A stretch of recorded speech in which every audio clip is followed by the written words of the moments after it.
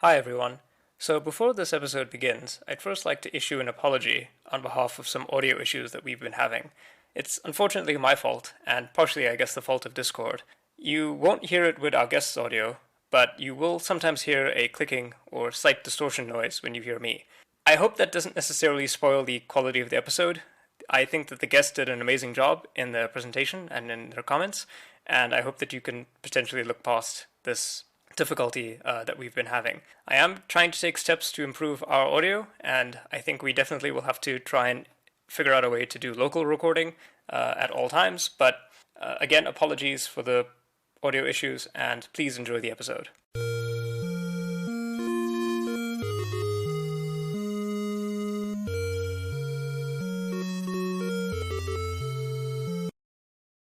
Hello, everybody. Welcome back to Bite Marks.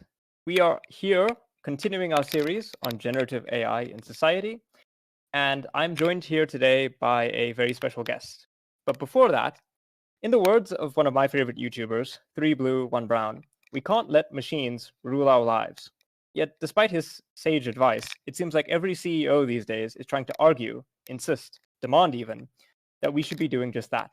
From making hideous images of Shrimp Jesus to self-driving cars that constantly swerve into traffic, it seems like AI and artificial products are being pushed ever forward, even if it means they're driving us off a cliff. Joining me today to discuss this is Nikhil Suresh, a software engineer, a writer, and host of Does a Frog Have a Scorpion Nature podcast. Hello, Nikhil. Hey, very happy to be here. So, before we get into it, why don't you just give a bit of background about yourself to the audience and some of your credentials, maybe? Yeah, sure. So I have a slightly weird background for someone in software. I did 4 years of psychology, mostly focused Whoa. on cognitive psychology and circadian medicine. I shouldn't say circadian medicine, that's Mhm. what doctors do. Like psychological research into how circadian patterns affect human cognition. Not a doctor, just a psychologist. And then after 4 years of that, I was pretty good at statistics. So I moved into data science, which that was about 2017 to 2019. Did a master's degree in that at Monash University out in Melbourne. I've been working in the space since then. So yeah, I've got like reasonable technical credentials. University was not terribly good, but I studied a lot outside of that and got better. Most recently, the past year and a half, I've been writing a blog called Ludic, which is basically about corporate dysfunction and issues in the field, some of which you touched on in the intro to this episode. And I'm here because I wrote a rant about how generative AI is just eating everyone's budget everywhere, which did, I Yes. think it literally crashed the website that I rent space from because they couldn't serve 1 million hits in 3 days. Well, I think it's really fascinating, obviously, firstly, that you have a background in psychology, because arguably, I think, and we'll get into this, I think arguably psychology is probably the more important thing nowadays in terms of how the tech industry actually functions and what the tech industry is actually trying to do. For those of you who don't know, my own background is technical. I've always wanted to be a scientist. I work as a computer scientist at the University of Johannesburg. So between the two of us, I feel like we have both a lot of corporate experience, which you bring, and I'm very grateful for, and I have a lot of academic experience, which arguably is maybe not so relevant. But yeah, your article about, I will effing pile drive you if you mention AI again. I think it was a lightning in a bottle. And firstly, I want to ask, why do you think that is? Well, it's actually quite interesting, and it's something that has I've brought it up with a lot of people who advise me on how to handle all the media attention because I've had a lot of attention, but I'm just some guy in Australia, and it's been a little bit disconcerting to see how much angst there is in the population around this. I was actually, I've seen random articles that are like, Nick Suresh, an industry leader in Australia, and I'm like, I'm not. I know you want me to be, because you want an industry leader to be saying what everyone's thinking. And I guess it's a little bit weird, right? By calling me an industry leader, I'm becoming an industry leader. But it's that's been generated from the ether. A lot of that is simply because everyone has kind of felt that this is all kind of bullshit. I assume I'm allowed to swear a little bit on here. Yeah, sure. Okay, yeah. Everyone kind of knows it's bullshit. Like if you look at data scientists, it's not that we think LLMs are fundamentally not helpful or not impressive. Like GPT-2 even when it was still like a terrible demo, blew my mind when I played AI Dungeon. And then you got GPT-3 and GPT-4, and for a while I was like, well, maybe this is really going somewhere technologically. But then we all kind of moved on. We realized that if you have a reasonably good model of human psychology and what kind of architecture you would need to get something to generative AI, it's not that it can't possibly lead there, but there's some serious questions around whether it goes there. But everyone is too scared to say it because of the amount of investment in the field. So you've got artists and writers who don't have the technical background to really push back when someone says, I'm going to take your job with it. They don't know. And from a place of humility and maybe fear of being embarrassed by a technician, they keep quiet. And then you've got people in the field who have very high salaries and they just are worried how management's going to take it because managers around the world are behaving psychotically around this issue. And it's a big emperor has no clothes situation, right? Every big company I know has some maniac pushing Gen AI for no reason. And everyone's scared of getting on that guy's wrong side because, he's usually very powerful and earns a lot of money. It's really interesting that you mentioned that, right? Especially because of the hype. Now, in academia, I think we tend to be maybe a little bit more, not necessarily conservative, but maybe a little bit more cautious. Because when I first heard about, some of these things like these LLMs, LLMs, yeah, they seemed interesting. And then I think very quickly the conversation, I talked to some of my colleagues, and we kind of had this idea that, maybe the potential for these things is very limited, right? And then outside of that academic bubble, it started to explode outside of that, like in the public sphere, it became, this is going to transform the world. This is going to change everything, this is the future, right? But my colleagues and I were very skeptical, if I could say that, about the possibility of that happening. And I'm not a big sort of AI type person. I don't like to use these tools. They were very annoying to deal with like marking papers and things, because students are always tempted to plagiarize because students are, students. But I think the thing that really solidified it for me as this is psychotic is when I received a message on LinkedIn from a recruiter who was looking to hire somebody to run an AI division of a used car sales company. Yeah, of course. And they were looking for people to run this division. And, I have a LinkedIn profile with my credentials and stuff like that. And so they just sent me a generic email. I can't even imagine it wasn't generated, at least partially with AI, to, join the team. And I'm like, you are a used car company. Why do you need an AI division? And that's when it started to click for me that actually, as you, alluded to earlier, everything is becoming psychotic. And you are, by definition, one of the people who's saying, hey, the emperor's not wearing any clothes. And yeah, I think, the anxieties around all of this stuff are real and legitimate. Part one of this series is talking to an artist who is expressing real anxiety, about what the future might look like for him. But I also think that maybe we might be losing a little bit of the forest from the trees, because the corporate world is all in on AI, but that doesn't necessarily mean anything, actually. So maybe you can talk a little bit about maybe the corporate mindset regarding the use of these generative AI products. And in your experience, do you actually think, there are real, legitimate, use cases or anything like that?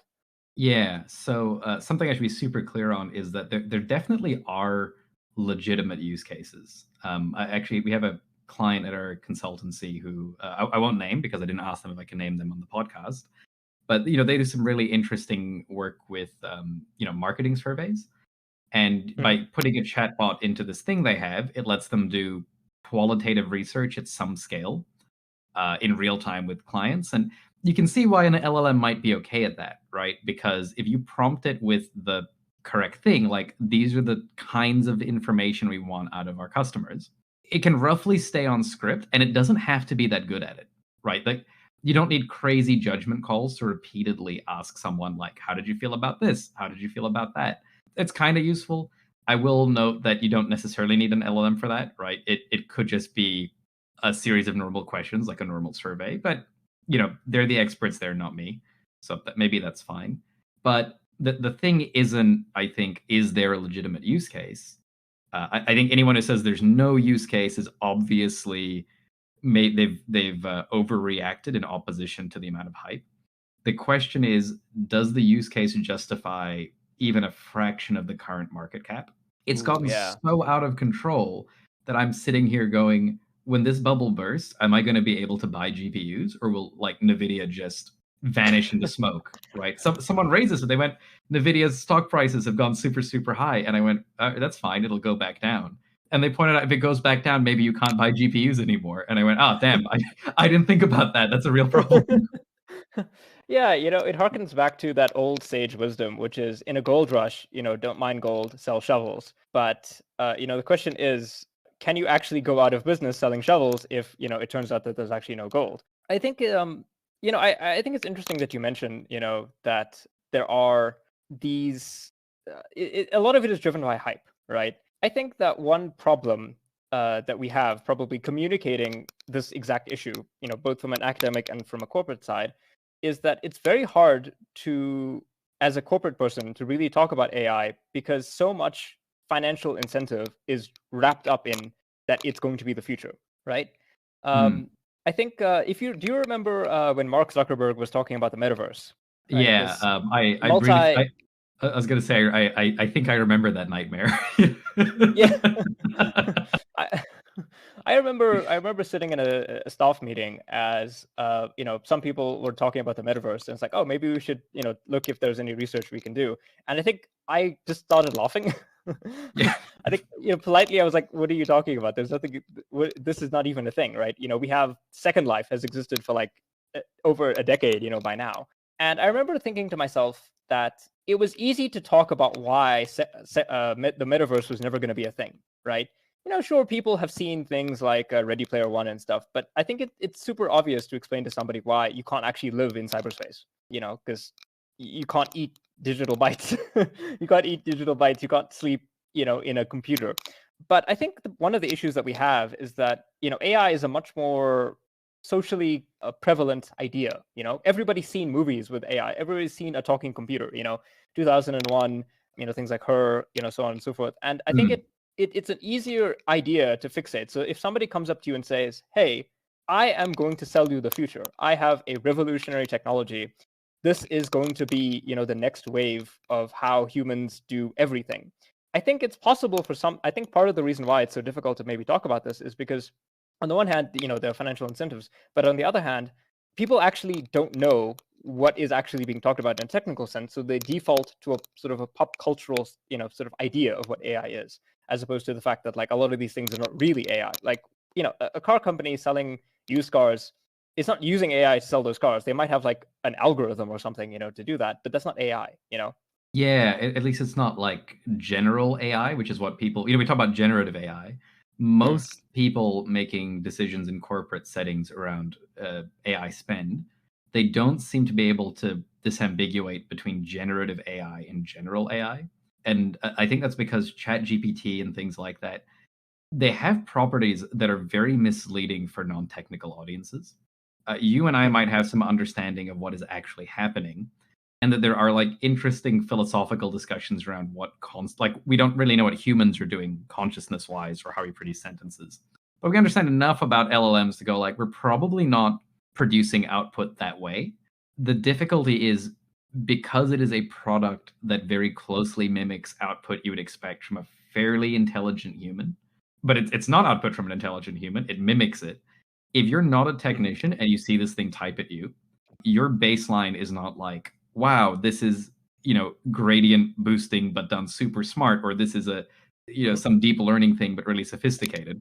People look at that and just go, oh, that's Skynet, right? Like that's their frame of Yeah. reference. Yeah.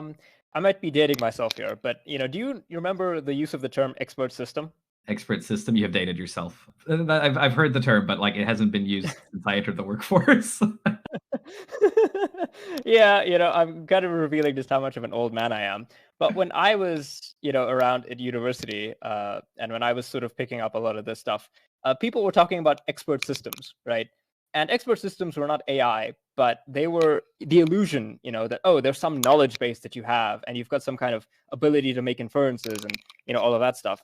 And I can't help but feel that, like, you're right. In a non-technical sense, the average person has no idea, that they're talking really to a stochastic parrot. But we really do seem to be, in a corporate sense, sort of reinventing the concept of an expert system, right? They don't call it expert systems nowadays, but that actually seems to be exactly what it is to me.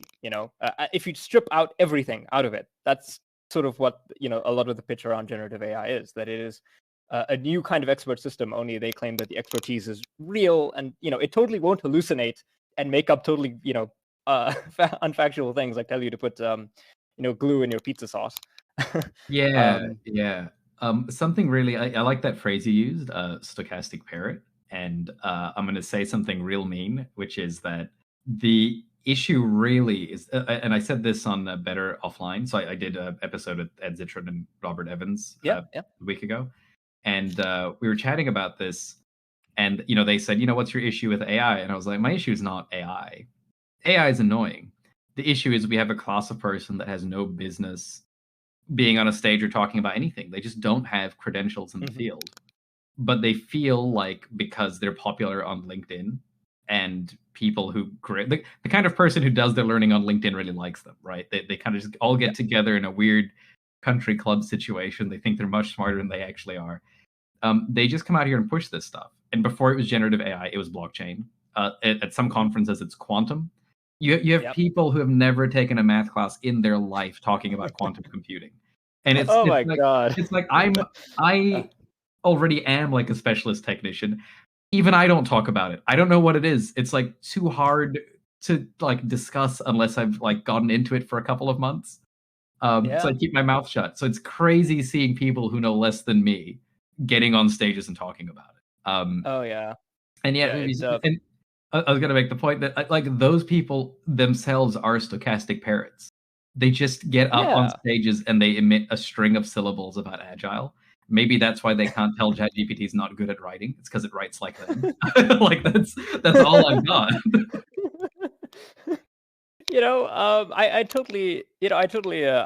That's actually fascinating, right? It never really occurred to me that one reason why a lot of these people might actually think that something like ChatGPT is miraculous is because they can't actually tell the difference between regurgitated platitudes, like meaningless corporate speak, and like interesting actual new information. It sort of is like this, it all comes down to incentives, right? At the end of the day, one of the major problems that we have in our society is that the people who make decisions about technology often don't understand that technology. How many times have we seen in the United States a congressional hearing where you have a guy who's like 80 or 90 years old having Mark Zuckerberg explain Facebook to him? Right? And this is, in some sense, an intractable problem. Because if your job is to be a politician, then your job is to get elected, to do all the politician stuff. Your job is not to be a scientist or whatever. And I'm not necessarily saying that like all our problems would be fixed if technicians were in charge. Arguably, some of our problems exist primarily because technicians are in charge. Like take a look at a lot of the early development of crypto. But I do think there is a problem where technology is moving so quickly and the political side of society is moving so slowly that we're running into lots of problems where things that kind of seem like they should be obviously considered to be fraudulent, like I don't believe that anybody should give Sam Altman $8 trillion or whatever it is, so that they can, I don't know, make an AI god machine or whatever, right? Like it seems so obviously fraudulent on the face of it, and yet nobody is doing anything.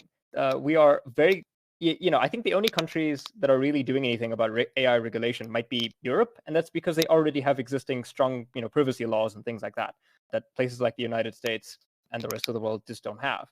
So I think, we are driven in part, like the people who are running the wheel, so to speak, have no idea how the car works. They just know that if they can make it go fast, they'll be personally rewarded by that.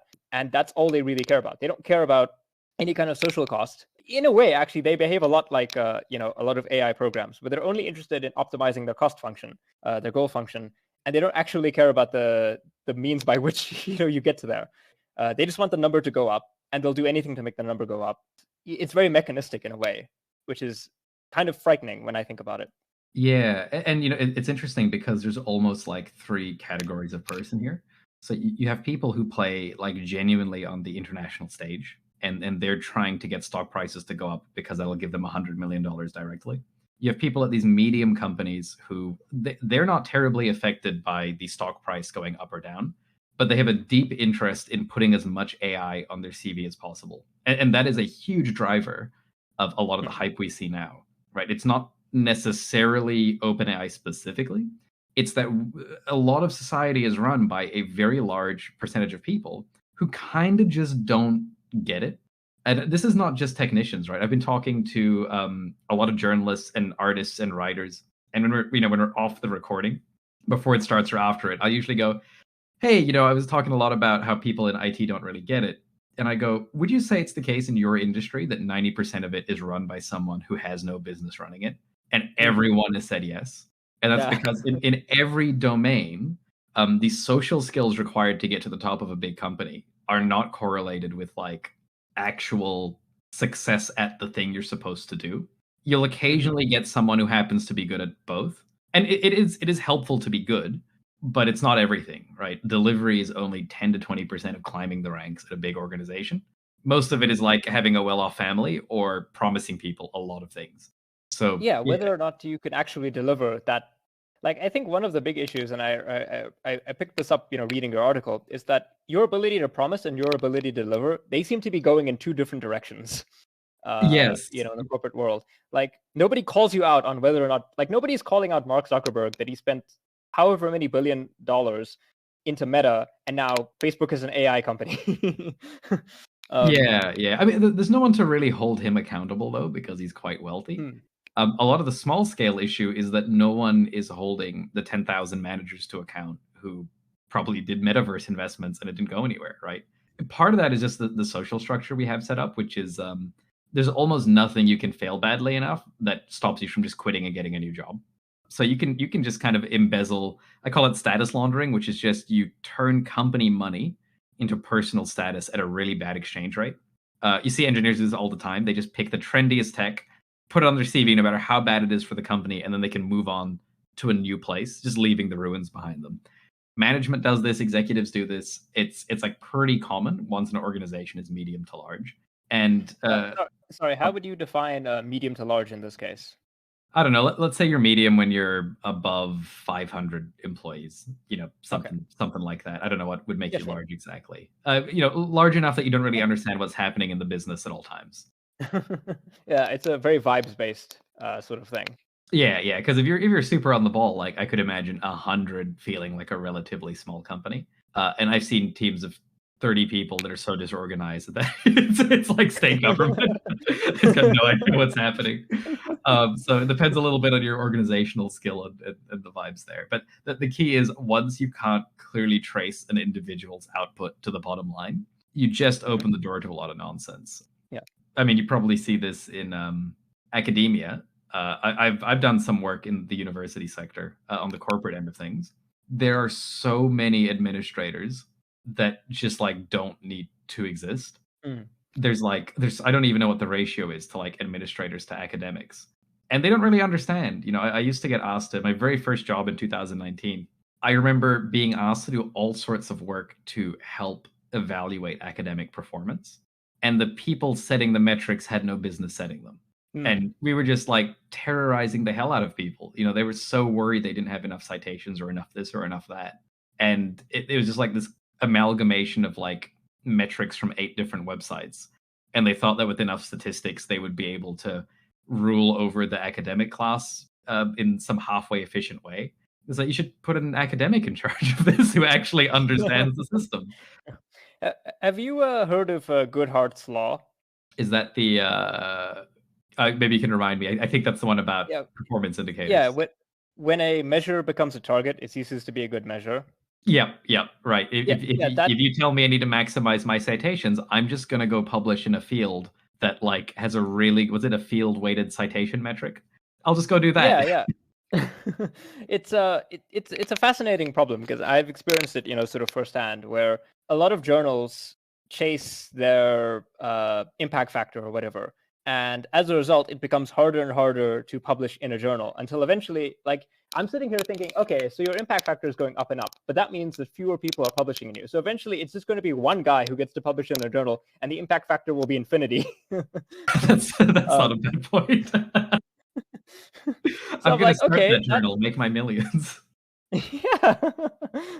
And I'm like, okay, that is fascinating, right? Because, I can understand on a micro level why, okay, chasing a higher impact factor is a good idea, right? It means that, more people are reading your research. But on the other hand, how do you get to the impact factor? Well, the answer is it's about exclusivity, right? Journals get higher exclusivity based on, are they publishing, very, very good research? And the reality of the matter is most research will never be revolutionary. That's just the nature of research, right? Like how most products are never going to be the next internet.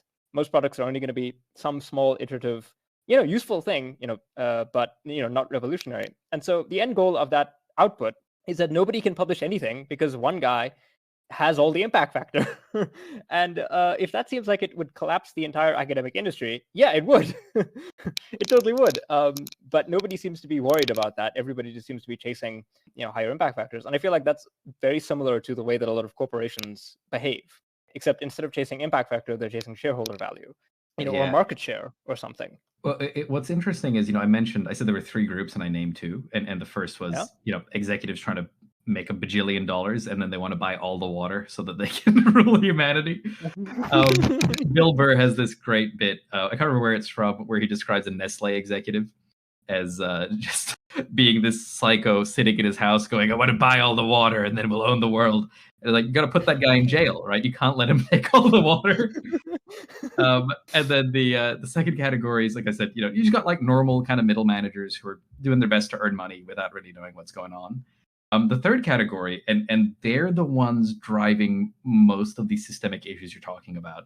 It's not even someone who is like executing some brilliant strategy of I'm going to get infinite impact factor. The thing people don't talk about a lot is that a lot of people just are completely untrained.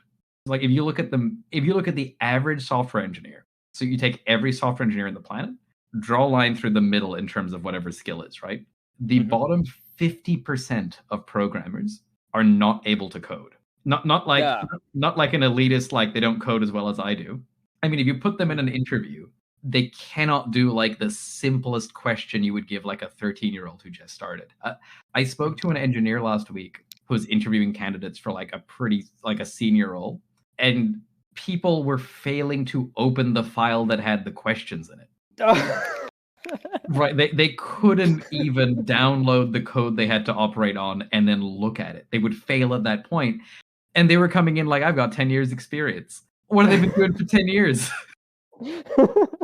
Oh man, that reminds me. I used to actually teach software engineering at university. I was part of the teaching staff. And I remember thinking to myself, I have to like really do a good job here, right? More than any other class, because 99% of all of the people who pass, get this degree, they're going to go into the software space. For every, I think out of all of my friends, I was the only one who stayed in academia. Everybody else became a software developer. And I remember thinking, I have to make sure they can do this. I have to make sure that these people can do like everything. Right. We have to drill into them that it's so important that they can do these types of basic things. Can they even just like make their own list? Can they make a tree? Can they do things, without relying excessively on libraries, right? And I remember thinking about this, and then I remember talking to some of my friends years later who are now more senior developers, and they're complaining that like nobody can do anything. Yeah. Because most of my students at the university are not actually the people who get into the into the industry. A lot of these people don't actually go into any kind of formal certified institution. It's a lot of degree mills. And you and we both have a background. I have a master's in data science, and you have a master's in data science. So I would still be kind of hesitant to call myself a data scientist, but I see a lot more people using that on their CVs. And then I look at their qualifications and I think, are you actually qualified to be a data scientist? Are you actually trained to do any of these things that you say you are? But, it says that on your CV. And can you run a t-test and understand what it means? Probably not.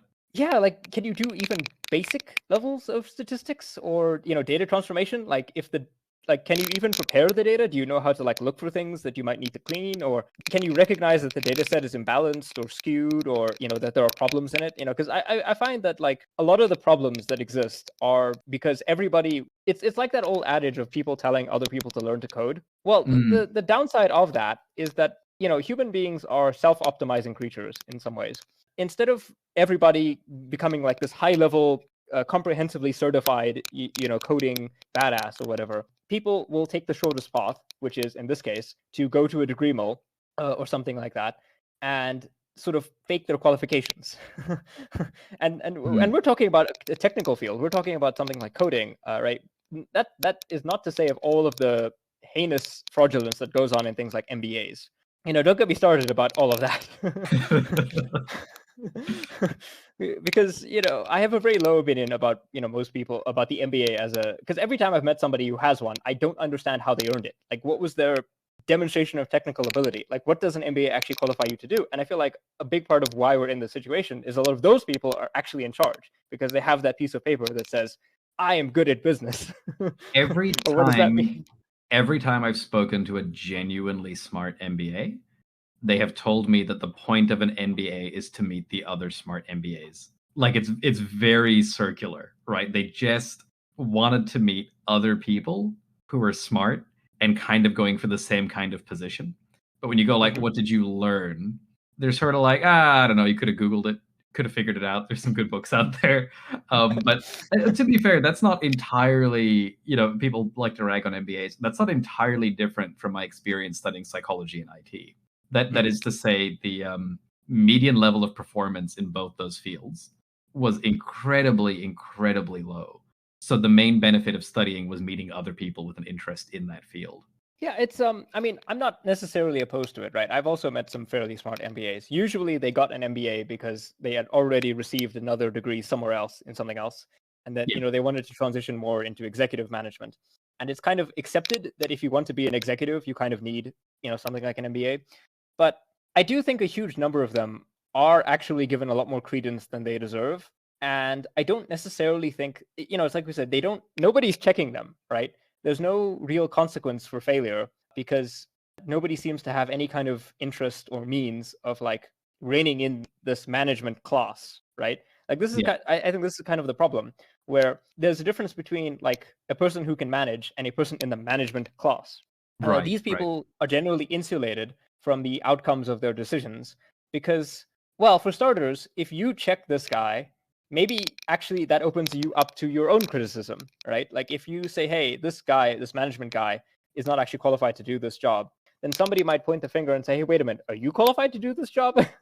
And, part of it is like a self-incrimination kind of deal, where if anybody in the class, the management class, calls anybody else out on their bad management, that kind of like opens them all up to attack. And they don't want to do that.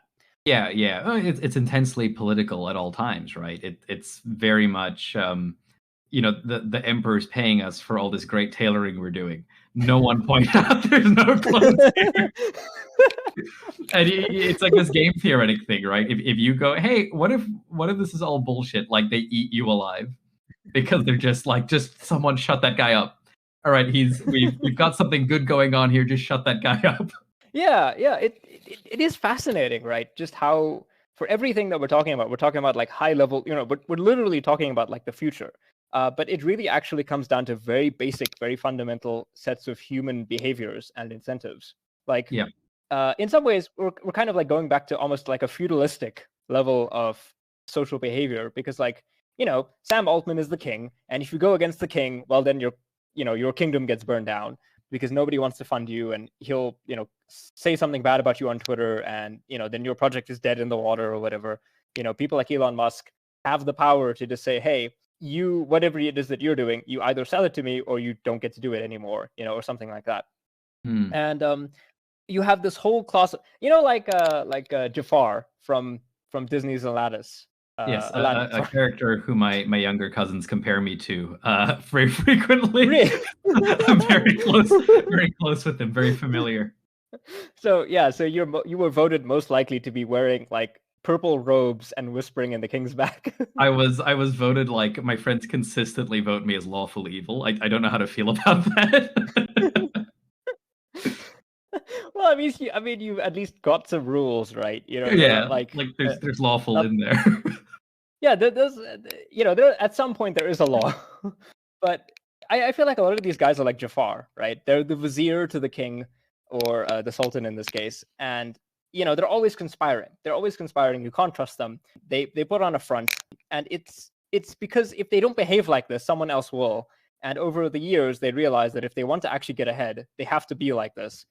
Maybe some of them weren't always like this, right? One thing that I always have a difficulty with, and maybe you can speak to this, is like understanding like the potential for evil in people, right? Like a lot of corporate people, I have a very low opinion about a lot of corporations, like Nestle, for example. And I'm always thinking, is this guy actually like this because he's evil? Like he was like born clasping his fingers like Mr. Burns, kind of dealio? Or was he at some point like me, a normal person who maybe just wants to do his best, who's worried about things like, do I have enough, if I get sick, can I get healthcare?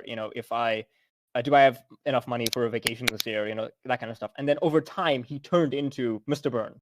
And maybe you can speak a bit about that. Yeah, I have a strong theory on this, which is, so we talk about pumping stock prices up and deliberately using Gen AI for your CV. We're talking about a Mr. Burns kind of character. But the way I try to think about it these days is it's like a skill constraint around navigating the modern economy. That is to say, many of the least effective managers I know who kind of say the most things that don't even make sense, they're actually, people think I hate management. I'm like, I actually don't. I actually like a lot of them or parts of them a lot. And so, they might be really good at tennis. They might be great at bowling. They might be phenomenal artists or great parents. But the issue is that because society is moving around these huge hype cycles, get into software engineering, get into this, get into that, they kind of move all their skills away from their aptitude and interest. So even though there's things they are quite good at, they end up doing something that I don't want to say not naturally talented, but obviously like natural talent is a thing, at least in the sense of like, for instance, I find writing quite easy because I read a lot when I was a kid. I didn't really choose to do that. I just got given books at the right time. Maybe we can call that natural talent. But I've obviously like moved my career in directions for things I'm actually good and passionate about. And I was just quite lucky that those things happened to be well paid. So looking at those Mr. Burns characters, I don't think a lot of them are even explicitly evil. It's just that if you don't have the ability, for whatever reason, to actually deliver working software or do something valuable, like that whole avenue of winning the financial game is closed off, right? It's like turning up to a tennis competition really bad at tennis, and then someone's like, "Oh, just play tennis well," and it's like that's not an option. I don't have that card in my deck. I can't do that. So I'm gonna have to poison the competition, right? I have no choice. I'm not good enough. And then the real thing is, so that's Mr. Burns. He's poisoning the competition. That is absolutely a Simpsons bit. I refuse to accept that if I don't troll to like the entirety of The Simpsons, that I don't find a situation where Mr. Burns turns up to the tennis tournament and is like, Smithers, poison the competition. Take them out of bed at tennis. Yeah, it's like, sir, what about having tennis lessons? It's too late for tennis lessons. And then, it is too late. It takes years to learn how to program, right? But to make it worse, that's Mr. Burns. The issue is a lot of the people we're talking about, you can't even tell who is Mr. Burns and who isn't. Because there's a lot of people who are just so unthoughtful about their career that all they do is mimic whatever they think success looks like. So they dress like Mr. Burns, they talk like Mr. Burns, and I think they just like there's nothing going on in the brain. It's just white noise until they go home and like hang out with their kids. And that's almost harder to deal with because you can align Mr. Burns's incentives with like something that might benefit him. But if someone's just not thinking, it's so hard to move them because you go like, hey, maybe this is harmful to trans people, or this isn't good for the environment. And they're just like, I don't know what you're talking about. Though too many words, too many syllables. I refuse to think about this. It is kind of fascinating that they refuse to think about it, right? Because like, I remember beating this drum when cryptocurrency was becoming very popular, because it's like, yeah, there's no real use case for cryptocurrency. There are use cases for, a lot of generative AI things. I'm not going to say that there are no potential uses for it, but there was never any use case for crypto, right? It was always a speculative means of making money. But the thing that I always, cared about the most was that it was environmentally ruinous. Yeah. Right. Yeah. It was burning money for the ability to maybe make somebody really rich, but only actually if they could convert their crypto into dollars or whatever, right? Yes, You fiat currency is useless, and you can tell crypto is so valuable because it's worth so much fiat currency. I don't understand Yeah. what you don't get here. And a lot of the conversations about crypto, right? Because the same thing happened back in the crypto days, right? A lot of people were looking for people to be like, hey, can we buy your expertise? Can we buy your legitimacy, right? It's kind of like I have a friend who is a historian, and a big problem in their industry is that you can buy a historian and attach them to your Netflix show or whatever, and then claim, see, we had a historical consultant. Meanwhile, the historical consultant was ignored at literally every juncture. Right. And it was an attempt to buy legitimacy. But the thing that always upset me was that it was like so environmentally wasteful. I'm not a person who thinks that we should all become agricultural, like hunter-gatherers or whatever. Like, I like technology. I exist because of technology. I was super lucky to be able to become a living being because of technology. But yeah, it was just for nothing. You don't even get anything at least if I play 1,000 hours of World of Warcraft, I have something. I mean, it's a terrible example, but I mean, like, you had a good time, right? Yeah, they had to burn some coal, or there was some electricity that had to go to use, but I did something with that, right? There's no use for crypto, and with the way that a lot of this AI technology is going, it's incurring increasingly escalating costs for increasingly diminishing returns, and I'm like, that doesn't seem sustainable. But as you said, the person who is making that decision, who's saying, hey, yeah, we can totally open up another bajillion data centers, for this, that person actually, that's white noise to them. That never factored into their mind because it's a non-issue. It's about as trivial as tying their shoes in the morning. Whether or not you can do something is kind of immaterial to whether or not doing so would be in your interest. And it's just... It is wild that we as a society, we've been asked the question, like, should we boil the ocean so people can draw more naked anime girls? And our answer has apparently been, yeah, fucking light it up. We don't need that anyway. Yeah, it sounds ridiculous to say, but that is actually true, right? Like, I can't tell you the number of times that I've seen like a AI cryptocurrency. Like, I guarantee you that if generative AI was around when NFTs were at their hype, it would have just been a catastrophic combination of terrible things. And all those NFTs, would have been generative AI, and it would just have been I think I would have died from the cringe. But yeah, you're right. They are asking, yeah, let's boil the ocean so that we can have more badly drawn anime. Yeah, what's fascinating to me is, we were talking earlier about the impact of this kind of in the long term. They'll probably move on to something else. I think we've had 2 runs of bad luck, which is that it's interesting that both the blockchain stuff and the generative AI stuff incentivize people to burn resources, because there are things that you can get over invested in that don't have this weird, like, consume all of them. I think someone reached out to me and they were like, oh, generative AI is only using like 4% of America's power. And I don't know if that's true, but he said that's lower than I thought. And I was like, 4% of the whole US? Like, that's crazy. Like, if that's true, like, I don't know if that's true, but it was crazy that they were like, it's not as bad as I thought. I'm like, that's a catastrophic amount of electricity. How many smaller countries could that power? It probably really resonates with you down in, I don't know if it's happening in Johannesburg, but I know in Cape Town, like, the power's turning off 24/7. Yeah, we have load shedding, right? Because of various different complicated reasons. Part of them due to government mismanaged, part of them due to just the legacy of apartheid, right? South Africa's had issues with its power generation for a while, and the problem. This could have been potentially like, oh yeah, let's just maybe the United States could invest in green energy, and South Africa could be a great case to like transition a whole economy to green energy. But to put that into perspective, if let's say arguably, right, like the US population is what, like 300 million, thereabout. 4% of 300 million is what is that? That's like 1,200,000, I think. I'm not going to risk doing math on air because of my profession. I might get it wrong. It's ruinous. It's 12 million. Okay, there we go. It's 12 million. So what that guy is saying is basically that it's like very back of the back of the envelope math here, but like 4% of 300 million is power for 12 million people. That is more than some countries. That is more than some countries, and that's just for one thing. Not to mention everything else. So it's insane, but that doesn't. It's kind of like I have a term which I call like the obfuscation of numbers, right? And what that means basically is that sometimes it's actually very easy to obfuscate the meaning of something in how you choose to present the data, right? Yeah. Saying 4% of the U.S. power, and it's like, oh, 4% is a small number to some people, but I'm like, wait a minute, of the U.S. power, that's insane. That's a huge grid. But if nobody has the context, right, for understanding, just how data can be manipulated or presented, it's like, yeah, 4% seems like not a lot, but actually that is an insane amount. And Yeah, it's just honestly, obfuscation in numbers. it's so high. I should emphasize again. I don't know if that's true. I just thought because I'm like, even if you looked it up right now, I don't know if I'd believe it because it's so insane. But yeah, it's just yeah, it's fascinating. Like you're saying that people aren't thinking about it very thoroughly. I haven't seen this discussion in corporate settings.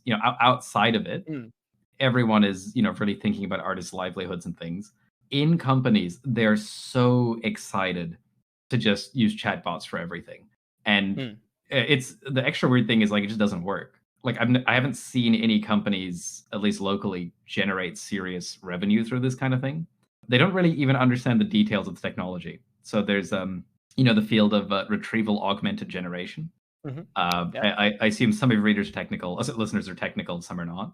But the long story short is, Chat GPT only knows things you tell it. So you write some really smart thing that lets it search for documents that sound like they're likely to contain the topic of the question. hmm Literally paste that into Chat GPT, and then it automatically can give context. Companies are finding they don't have any documentation that is up to date or means anything.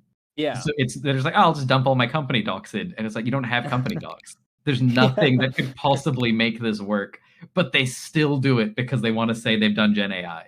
Yeah, it reminds me of my first foray really into corporate sort of stuff, which is I was working with a local company, and they wanted a recommendation algorithm, right? And I thought, okay, yeah, sure, recommendation algorithm, that could be interesting.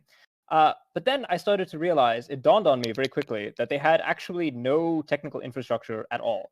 They had no trackage really of any end user preferences of their content or anything like that. They couldn't even provide me with a list of what people had watched in like the last month, you know. And then Yeah, I became gradually. It was like a Lovecraft novel where the protagonist is like learning about the dark secret beings, that live in the in the dark corners of the earth. And I'm like, okay, so you don't have this. Do you have this? No, you don't have that. Okay, do you have this? And then I just followed the chain until eventually I came to the CTO, who was a businessman who I talked to once, and it was a thoroughly frustrating talk. And I remember thinking, oh wow, I'm dead.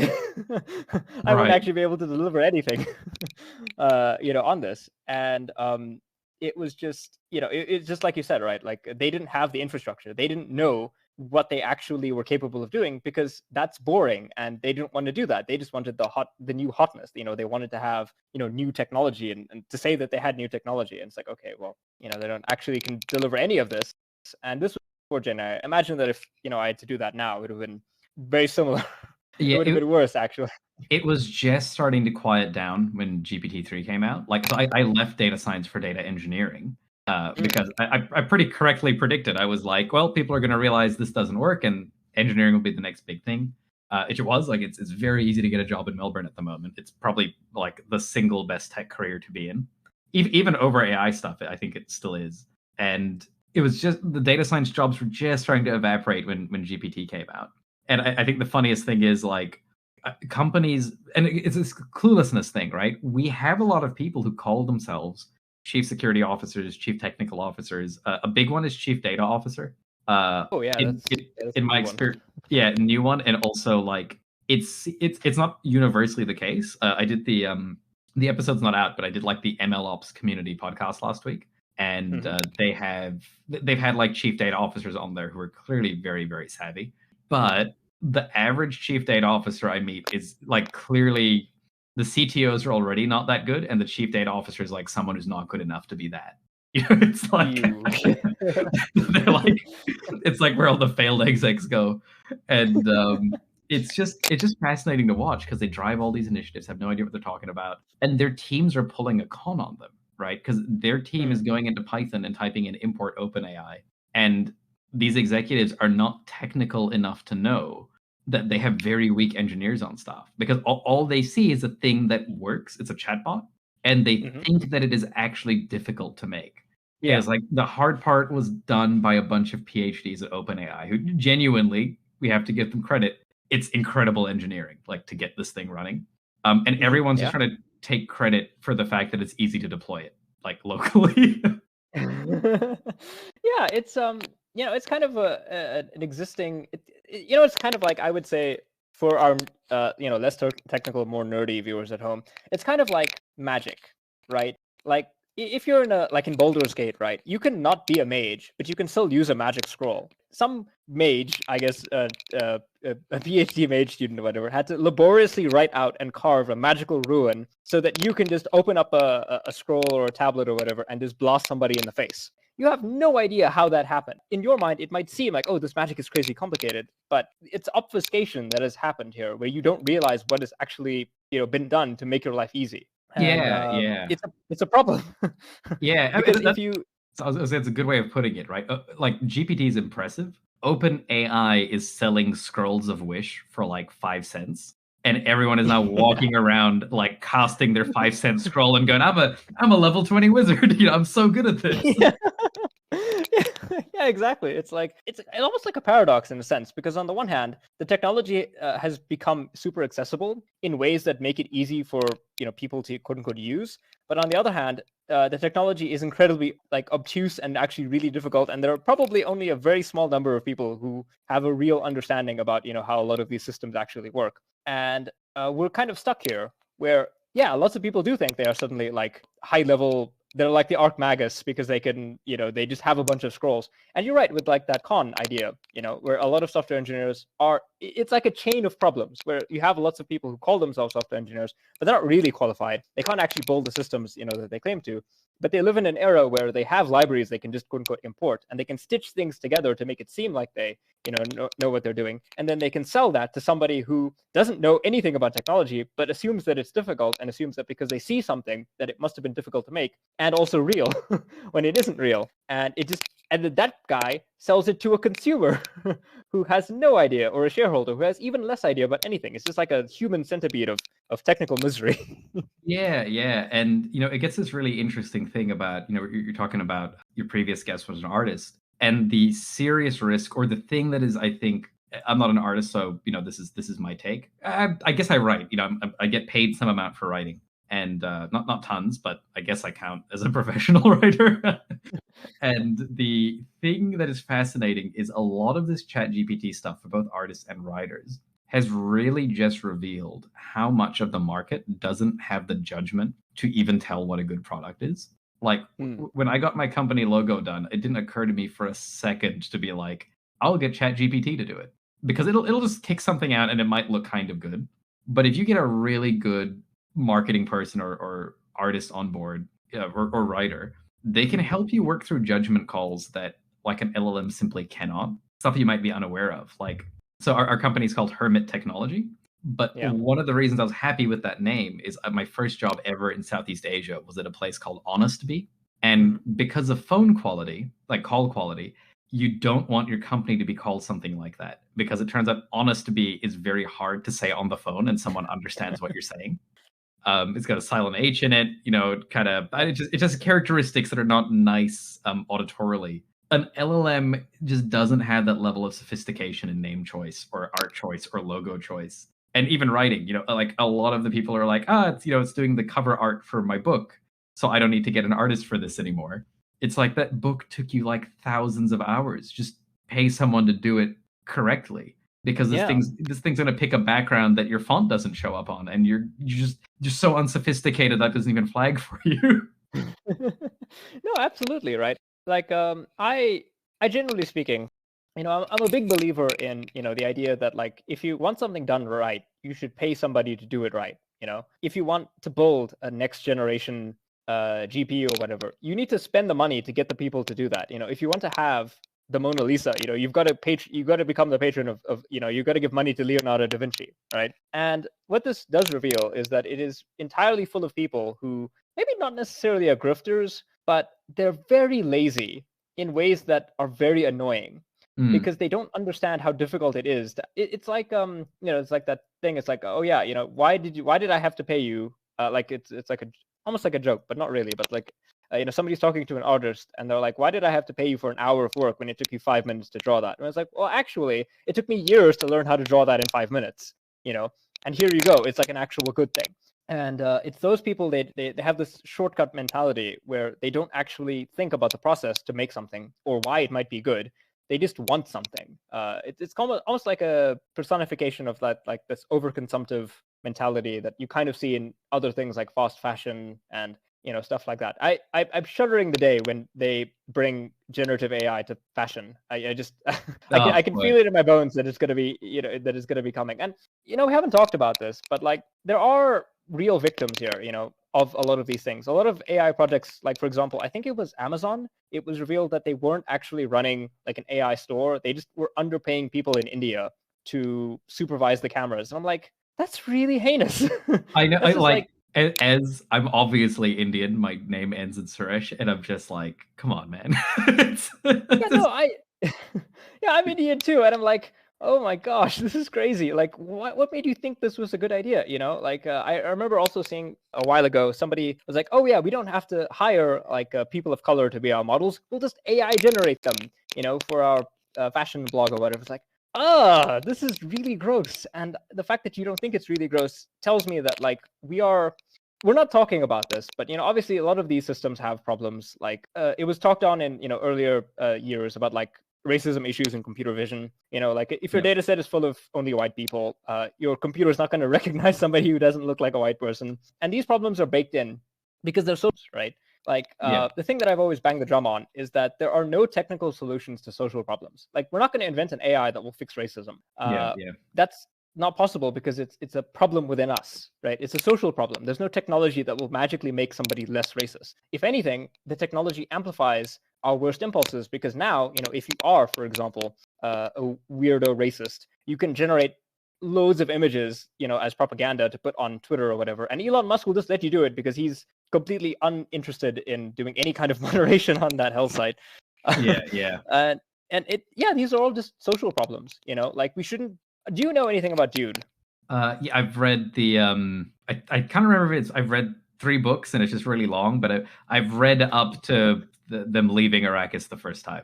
Yeah, I'm like number one Dune stan, right? I remember being disappointed by David Lynch's Dune way back when. I've read all the books. Many of them were not that good. But one thing that people always get wrong is the Butlerian Jihad, right? The AI war, right? It wasn't that the machines rose up and killed everybody. That's not what happened. What happened was people used the machines to oppress other people, and that's what the war was about. It was about people who had basically hijacked or maybe monopolized technology for their own ends, for their own power, and they had decided that they wanted to have everything, that they wanted to be in control, and other people said no. And that for me actually is like the sort of the major thing here, because a lot of people are afraid, maybe to some extent rightly, that technology is going to harm them, but it won't be because the robots all like started shooting lasers at them or whatever. It will be because somebody decided that a human artist was less valuable than a badly cobbled together shrimp Jesus. Right. It was a human decision that was that issue, and it was ultimately the fault of a human that we're in this mess. It's human problems, not really technical problems. And that, I think, as tech people, I think we have a tendency maybe to overfixate sometimes on technology. And this is a major problem that I found in academia, is that a lot of computer scientists don't really want to talk about social issues. They don't want to talk about the social issues that actually affect our technology. They kind of imagine themselves a little bit like Victor Frankenstein. He didn't stop at any point in the story to think, hey, wait a minute, maybe I shouldn't just invent an artificial life form, and cobble it together from corpses, and then when it comes to life, I act surprised that it came to life, and then run away from it and abandon it, to its sort of its own existence, right? Like they don't want to have these conversations because to some extent maybe they're difficult, but also to some extent I don't necessarily feel like they care, and that for me is the big issue. As a computer scientist, I always try and advocate that people have those conversations, because if you don't, that's where you end up in situations where it's like every CEO thinks that you can replace a third to half of your workforce with AI bots, and that your company will still manage to be okay. Yeah. It's something I really appreciate in both. I see this a lot from like I think there's a reason that a lot of the anti-AI thing has also come from a largely leftist perspective. And just generally, in my experience, sometimes at varying levels of success, people coming from that standpoint tend to have a more holistic understanding of social issues. Like the programmers I know who is getting very political, but I guess that's fine. Like the programmers the logo of this podcast is a vampire version of Karl Marx. Oh, it's a vampire. I love that. I didn't see that. I thought it was just Karl Marx. But yeah, he's a vampire. He's got like little bloody teeth, because I wanted to make a funny logo, and that was like the funniest joke that I could think of. Is like, oh, he's the vampire. Yeah, that's quite good. That's very good. Thank you. Right. But I think one of the issues is that one of the reasons I'm not the greatest programmer in Australia by a long stretch, right? I don't spend all my time trying to be super humble. Like I do care and I do study. That does put me ahead of a lot of people, not because I'm a genius, but because, again, 50% of candidates can't open like the code in their editor, right? Like the bar is very, very low. But a lot of the stuff, like even my writing, is because me and all my friends, like everyone I hang out with, whether they're programmers or artists or actors, really try to like understand as much about the human experience as possible, which means they try to do a little bit of sports if they're physically able to do that. They are into art. Like, I go for music classes, acting classes. I do writing. I'm a professional engineer. I just try to do a little bit of everything, right? I'm into mindfulness practice. Like you clearly have given a lot of thought to things like, even just Dude, right? Like that's not a trivial book to get through. You have to be committed to reading and bettering yourself to finish it up. A lot of the people doing this stuff, when I ask them what they read, they say they do their learning on LinkedIn. And I can't think of a bigger cell phone than that. But when they tell me that, I'm just like, it's crazy. You don't know how embarrassing that is that you just said that. Yeah, I've heard that twice in my life, and both times I was just like, oh my god. I think I would collapse into a cringe vortex if somebody personally told me to my face that they do their learning on LinkedIn. I was talking to an executive the first time I heard that in a one-on-one. Oh my god.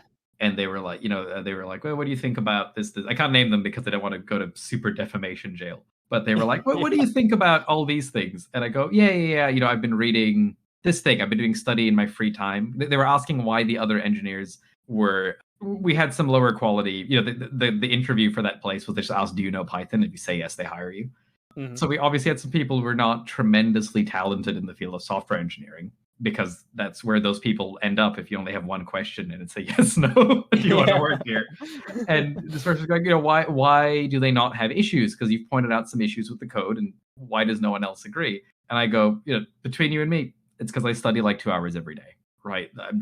I'm not a genius. I'm just trying. And they don't know how to use Git. It's not a good comparison. And they looked at me really sincerely, and they were like, yeah, I know what you mean. You have to study. I do an hour or two on LinkedIn every single day. And this is a person who is running a major institution, and they love Gen AI. Like that's all you need to know. That's the quality of leader we have out there. It's not even malice. Mr. Burns wouldn't say that because it's embarrassing. Yeah, no, I'm going to say this, and it's going to sound very mean, but that almost seems like a lesser kind of person, in my opinion. Like, you are a rich, successful CEO type person. You have more privilege than any other person. You have the means to like really comprehensively better yourself, and that's how you spend your time. That is crazy to me. I know. I had that thought too, and I try not to think that, so I just start making excuses. I went through this whole 1-year arc where I was like, maybe they're really good at finance. What if they're super good at something that I don't understand, because I want to be humble about this?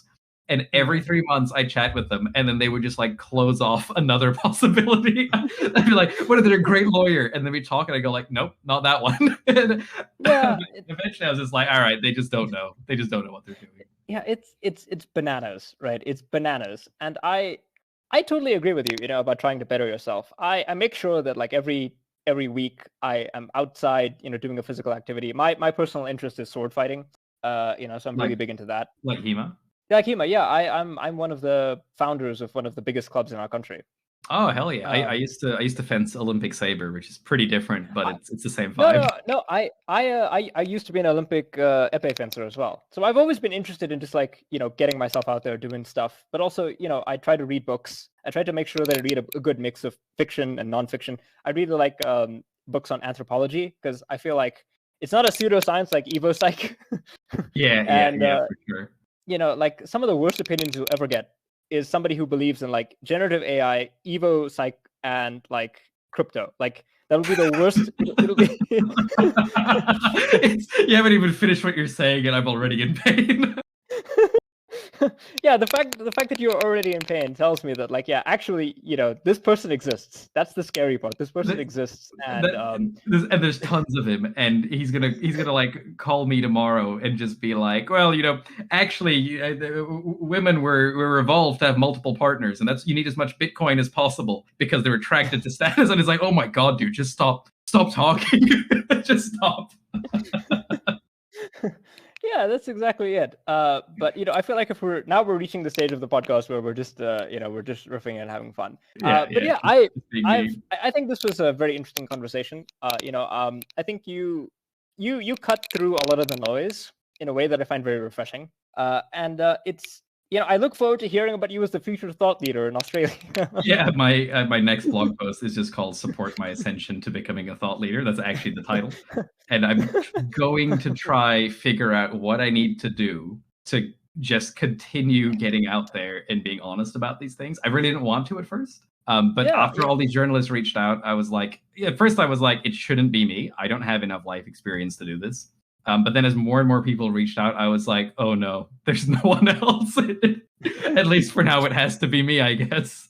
Look, if you're brave enough to actually speak, then people should be willing to listen, right? I think a big problem is nobody wants to speak. But if you're willing to speak, then by all means, right? Like I think that's the core issue, which is that if nobody is willing to say anything, the first guy to speak is the guy. And that happened to be you. And I'm slowly getting a sense of why you consider yourself to be why people consider you to be lawful evil. This is how it goes. It's yeah, no, I get that. And, maybe that kind of comes around in a nice way to end the podcast, which is Yeah. you're talking about like it's lightning in a bottle. Why was that? The thing I just want to highlight is it shouldn't have been. I didn't write that post expecting a million people to click on it. I wrote it because like I had one annoying meeting and I thought people like it when I'm angry, even though I'm usually not. It'll do like 100,000 hits if I'm very, very lucky. We shouldn't be at a point societally where negative critique on like one of the biggest topics in the field is this Yeah. revolutionary thing. Right? There should have been so many articles saying what I was saying in maybe slightly calmer language. That when Yeah. I put that out, people would go like, "Ah, oh, God, another one of these." Instead, it was like, "Wow, someone actually said it." We shouldn't be in that place. That's a crazy place to be. Exactly. Yeah. It's we are in a crazy place, but provided we have some people to remind us that we're not all going crazy, I think we'll be okay. Ultimately, maybe I'm a bit too much of an optimist for my own good, but I do think this too shall pass. And then one day Mm. we'll be making jokes about the next stupid thing that middle managers have managed to convince us is sort of valuable. Yeah, yeah. And yeah, thank you very much for coming, Nikhil. Please feel free to shout yourself out. Remember, all the links for Nikhil stuff will be in the description, so please check that out. Oh, should I shout myself out now? Yeah, sure. Go ahead. Okay, so I'm Nick Suresh. I'm the director at a consultancy in Australia called Hermit Tech. You can find us at hermit-tech.com. And I write a blog called Ludic. It's just called Ludic, but it's at ludic.mataroa.blog. And for that one, you'll just want the link because it's too hard to spell. Yeah, sure. Right. Yeah, and we hope hopefully we'll maybe have a conversation at another point in time. I remember when you joined our Discord, you're like, these people are arguing about Pokemon. Yes, my people. So that's the vibe around here, right? Maybe next time we'll have you on to talk about Pokemon or something. Yeah, sure. Yeah, because my co-host is really big into it. Anyway, thanks everybody for listening. We hope you enjoyed this episode. You can check out all of our socials for Bytemarks in the link in the description. If you're listening to this on Spotify, remember to give us a good rating, and you can check out our Patreon at the link below. Thank you, everybody, and have a nice day. Goodbye.